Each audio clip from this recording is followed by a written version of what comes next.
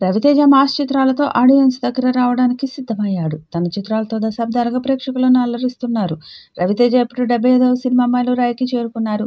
తన ప్రతిష్టాత్మక 75వ సినిమాకి రచయిత, దర్శకుడు భాను భోగవరపు దర్శకత్వం వహిస్తున్నారు.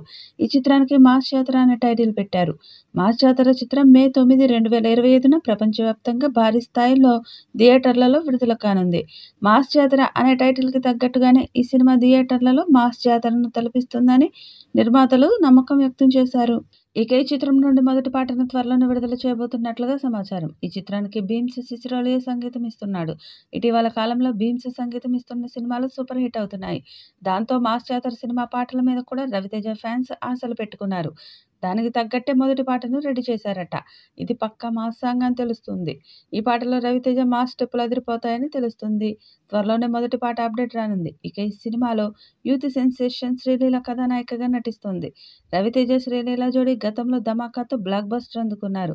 వీరి కలయికలో మాస్ జాతర రూపంలో మరో బ్లాక్ బస్టర్ రావడం ఖాయమని చిత్ర బృందం నమ్మకంగా ఉంది. భీమ్స్ సిసిరోలియో ఈ చిత్రానికి సంగీతాన్ని సమకూరుస్తున్నారు. సితారా ఎంటర్టైన్మెంట్స్, సూర్యదేవర నాగవంశీ ఈ చిత్రాన్ని నిర్మిస్తున్నారు. ఈ సంక్రాంతికి ఇప్పటికే ఆయన బ్యానర్ నుంచి డాకు మహారాజ్ సినిమా వచ్చి సూపర్ హిట్ టాక్ అందుకుంది. ప్రస్తుతం సితారా బ్యానర్లో మాస్ మహారాజ్, రవితేజ హీరోగా మాస్ జాతర సినిమా వస్తుంది. రవితేజ మాస్ జాతర మీద అంచనాలు పెంచేస్తున్నాడు నిర్మాత నాగవంశీ. మాస్ జాతరలో రవితేజ మార్క్ ఫన్ ఉంటుందని, సినిమాలో మళ్ళీ కిక్ సినిమాని గుర్తు చేస్తుందని అన్నారు. Ravi Teja Kick cinema super hit వైపు తెలిసిందే. మళ్ళీ అలాంటి కిక్కే మాస్ జాతర ఇస్తుందని అంటున్నారు.